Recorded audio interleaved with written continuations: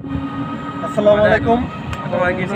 পূর্বে একটা ভিডিওতে ছেলেটা বলছিল, আসলে ছেলেটা নীলকুঠি একটা মাদ্রাসাতে পড়ে, তো নীলকুঠি আসার পরে বলতেছে যে এখানে না, তো এখানে না কোথায় বলতেছে সাপমারা। এখন আমরা অনেক কষ্টে সাপমারা আসলাম, আসার পরে সে বলতেছে সাপমারা না, এরকম করতে করতে বলতেছে যে গাগটিয়া একটা মাদ্রাসা আছে, তো গাগটিয়া মাদ্রাসার লোকেশনটা আমরা জানি, তো ওই মাদ্রাসাতে নাকি ছেলেটা পড়ে। তো একটা জিনিস চিন্তা করুন, আমাদের সরাবাদ থেকে গাগটিয়ার মানে দূরত্ব নিম্নে 40 কিলো।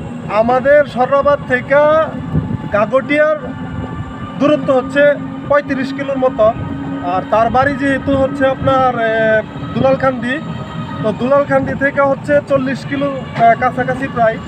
এত দূরে একটা মাদ্রাসাতে একটা ছেলে, মানে সে আসলে বলতে পারতেছে না যে আসলে কোন মাদ্রাসায় পড়ে। এখন লাস্ট মুহূর্তে একটা মাদ্রাসার কথা বলছে, তো আমরা ওইখানে যাইতেছি। আমরা সবাই এই যে গাড়িতে আছি, আমরা সবাই এখন যাইতেছি আবার গাগটিয়া মাদ্রাসার উদ্দেশ্যে।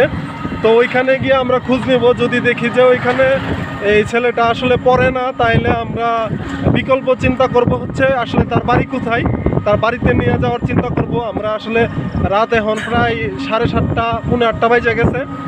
আমরা আর এই ছেলের কথায় ঘোরাঘুরির চিন্তাধারা করব না, আমরা আসলে বাড়িতে যাওয়ার চিন্তাধারা করব। তো এই ছেলেটা হচ্ছে যে এই ছেলেটার জন্য সবাই দোয়া করবেন, আমাদের জন্য সবাই দোয়া করবেন, সবাই ভালো থাকবেন এবং আমাদের জন্য দোয়া করবেন, আমরা যেন এরকম মানবিক কাজ সবসময় করে যেতে পারি, অসহায় মানুষ এবং যারা বিপদগ্রস্ত মানুষ তাদের পাশে থাকতে পারি, সেই লক্ষ্যে যেন আমরা কাজ করতে পারি। সবাই ভালো থাকবেন। আসসালামু আলাইকুম, আল্লাহ হাফিজ।